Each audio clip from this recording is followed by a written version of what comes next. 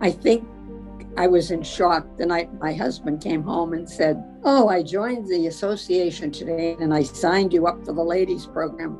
I looked at him and I thought if I had a rolling pin in my hand, I would probably use it. Well, we had a plumber that said to my husband, "You both need to join the plumbing association." My husband said, "As long as I'm going to be a member, you might as well be an auxiliary member." Well, that would be my mother and father-in-law. My husband worked for his dad. Being the third generation in my family, my parents were very actively involved with the association and the auxiliary. So it just became second nature to me to be involved with those type of activities. The first meeting I went to at convention, Doris McElhaney was president, and she talked to me about being a member. Then I got involved, and my husband was involved on the contractor side. And I started meeting all the spouses, and they got me involved even more and had me start running for offices. My mother-in-law, Audrey Bienvenue, she was a member. And after I got married, a few years, she said, "Why don't you join the auxiliary too?" So I went, and I just loved what I saw. The people were just so nice and friendly, and they were working on service projects. And I said, "Oh, I'd like to do this." I became a member after going to my first meeting of the Arizona Auxiliary.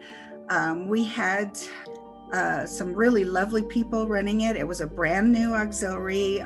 Claudia Hendrickson and Marian Hensley were probably the two most important people that were so welcoming, and the projects they had meant a lot and felt important, and it was a really easy decision to join right away. We need to go.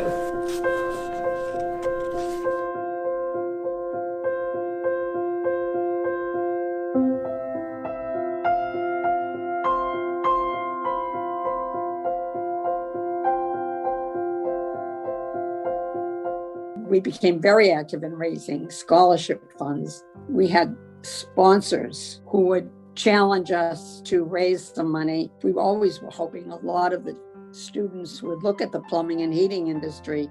Well, I got involved first on the local level, being on different committees and serving on different offices, and then went on to the state level. Ann Williams is one who I would say was my driving force. Every year she kept asking, "Okay, I think you need to serve here. I think you need to serve there." She was persistent, and that's how I kind of got started serving on the national level. I've been involved over the years on the state level. I did a couple terms as the state president. I served on the national board as a national director for Illinois. I served as chair of the public relations committee. I've served as co-chair of the convention, which I'm currently doing now, and also currently on the scholarship committee. I was the second vice president, first vice president. Then I was the president of the auxiliary in 95-96. Then I became chaplain for, I think I've been doing it now for about 6 or 7 years, I'm not sure. And I also was parliamentarian for a year. I first started out as a zone director. I ended up running for office, and I was president in 1997-98. I was also president again in 2012-2013. But right now I'm just a life member, and I am on the contractor educational committee for raising funds for scholarships. It's called Invest in Your Future. I got involved on the local level, and I served all 3 different positions: secretary, treasurer, and president. And I went up to state level and did the same thing. I first got involved with national when I was a registration chairman, and then I became a photographer for years, and then historian and chaplain. I've been parliamentarian. I've been president a few times locally. I've also been president twice of the national. Auxiliary. I guess I've always encouraged people to join. I just think we learn so much from each other. To be a member is just something very important. In the beginning, it was something like wives, mothers, daughters, and sisters could be members of the auxiliary. And I had traveled to some other state auxiliaries, I think as vice president at the time, and noticed that there were hardworking women that could not be members of the auxiliary they were working so hard for.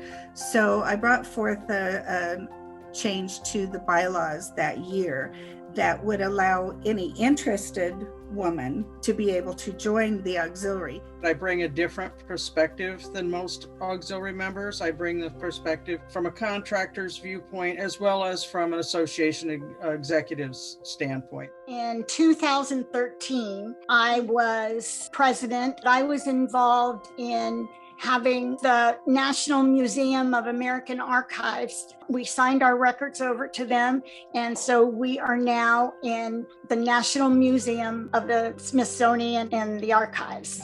There were more wonderful people that put that all together, and I just happened to be the one there to sign on the dotted line to turn it over. See this pin? It's a lighthouse. In the auxiliary, we always had a theme, a hot air balloon, a rainbow, and you'd have pins made that you would give to all the members at your installation. And so I had like 500 pins made for handouts. It's important to make everybody feel welcome, which I feel I did. I guess I don't always look at it as what impact I had because it was always a team effort. I'm not always that creative, but I think the team effort through the association is the biggest impact. Being a member of the auxiliary has given me the opportunity to meet such wonderful people. The ability to have really close friends. Definitely long-lasting friendships. The relationships that we've built. You get to meet people you never would have met otherwise. All over the world. It's like a family reunion, actually, when we get together for conventions. It has given me strength to be able to talk in front of people. I am much older now, but I'm very proud that I had the opportunity to become a member, and I traveled all over the US. It was just an amazing life.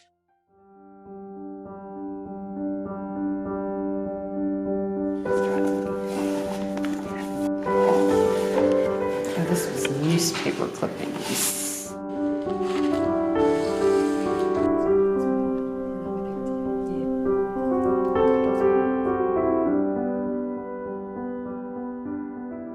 Until the early 90s, I believe it was a national convention in San Francisco, the auxiliary voted at their convention to allow membership to anybody, because prior to that, it had to be a family relationship. I see that we have a lot of people that just don't want to join. I think it's so important because you learn so much from each other. Over the years, there used to be thousands of members in both contractor and the auxiliary. There are less people participating in both. It's been a little harder to get the younger generation more involved. Sadly, we have lost members, and it's become so small. But my favorite memory of all, I would say, was being presented with the Woman of the Year award. That was shocking. I wasn't expecting it. In 1972, a couple days after I graduated from high school, my parents and I got in the car and drove from Central Illinois to Anaheim, California for what was my first national PHCC and auxiliary convention. It was held at Disneyland. It was an awesome convention, and I was hooked right then and there. My favorite event is one from the past, which was called the Top Brass Club. And you became a member of the Top Brass Club if you brought 2 new members. And they had a champagne reception. A man named Dave Weiner would play the piano, and we had a songbook of old standards, and we'd all just stand around with our champagne and sing for an hour. And it was so much fun. We have many manufacturers that contribute to our association, and we were honoring them, and we put on a little show for them. It was in Secret Raiders Luncheon. I was hosting with Lucille Ball impersonator on the stage. At the end, she posed for pictures and all with us. One of the times in Vegas, we went up for plane rides. Just different things like that. They really made every event over the top, so to speak.